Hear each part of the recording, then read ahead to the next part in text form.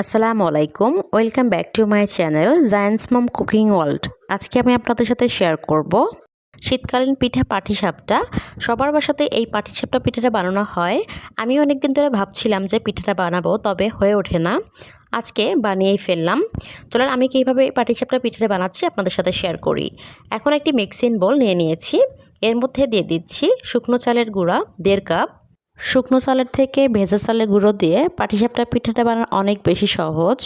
এখন দিয়ে দিচ্ছি 1/2 কাপ পরিমাণ ময়দা, দিয়ে দিচ্ছি 1 চা চামচ লবণ, দিয়ে দিচ্ছি 1 টেবিল চামচ সয়াবিন তেল। আপনারা অবশ্যই এই পাটিসাপটা পিঠা বানানোর সময় সয়াবিন তেলটা দেওয়ার চেষ্টা করবেন, তাহলে প্যানের মধ্যে এই ব্যাটারটা দেওয়ার পর লেগে যাবে না। এখন আমি নর্মাল পানি দিয়ে একটা ব্যাটার বানিয়ে নিব। যেহেতু শুকনো চালের গুঁড়ো দিয়ে আমরা পাটিসাপটা পিঠা বানাবো, সেই জন্য কিন্তু ময়দা ও চালের গুঁড়োটা খুব ভালোভাবে মথে নিতে হবে। হাত দিয়ে করলে আরও ভালো, তবে হাত দিয়ে না করতে চাইলে আপনারা হ্যান্ড উইক্স দিয়েও কিন্তু করতে পারেন।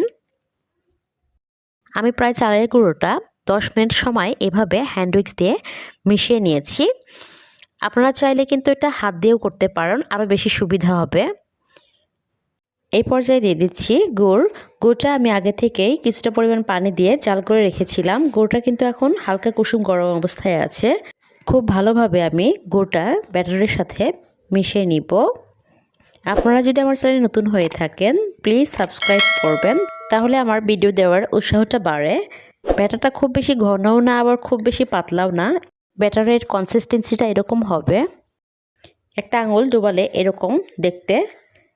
এখন আমি একটা ঢাকনা দিয়ে ঢেকে রেখে দেব প্রায় 2 ঘন্টার জন্য। আরেকটি বাটি নিয়ে নিয়েছি। এখন আমি এর মধ্যে দিয়ে দিচ্ছি 3 টেবিল চামচ চালের গুঁড়ো। আপনারা চালের গুঁড়োর পরিবর্তে কিন্তু এখানে আপনারা সুজিও নিতে পারেন। এখন আমি কিছুটা পরিমাণ পানি দিয়ে চালের গুঁড়োটা গুলিয়ে নিচ্ছি। চালের গুঁড়োটা আমি মিশিয়ে নিয়েছি।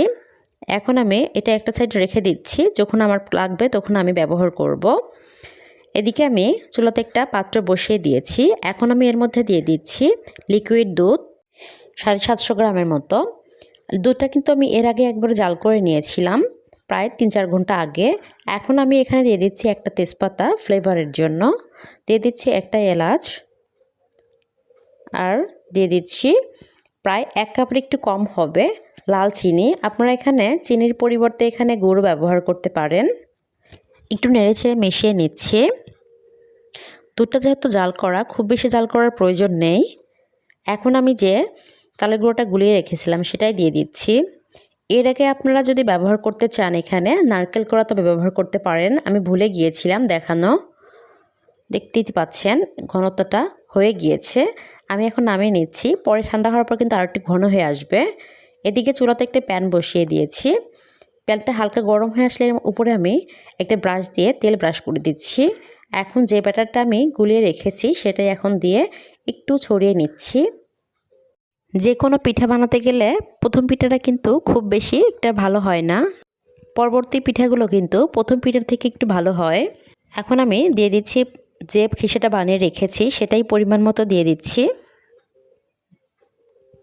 দেওয়া হয়ে গেলে একটা স্প্যাচুলার সাহায্যে আলতো করে পিঠাটা আমি ভাঁজ দিয়ে দিব। এভাবে একটু উল্টো করে নিচ্ছি। দেখতেই পাচ্ছেন আমার একটা পিঠা কিন্তু হয়ে গিয়েছে। এভাবেই আমি সবগুলো পিঠে কিন্তু বানিয়ে নেব। আমি আরেকটা পিঠা আপনাদেরকে দেখাচ্ছি কেমন হয়, একটু ছড়িয়ে নিব। এই পিঠাটাও আমার হয়ে গিয়েছে, দেখতেই পাচ্ছেন। সবগুলো পিঠে আমি একইভাবে বানিয়ে নিয়েছি। একে একে একটা সার্ভিং ডিশে আমি তুলে নিব। একটি পিঠা আমি আপনাদেরকে কেটে দেখাচ্ছি ভেতরটা কেমন হয়েছে। পাটিসাপটা পিঠাগুলো অনেক বেশি মজার হয়েছিল, আপনারা অবশ্যই বাসায় ট্রাই করবেন।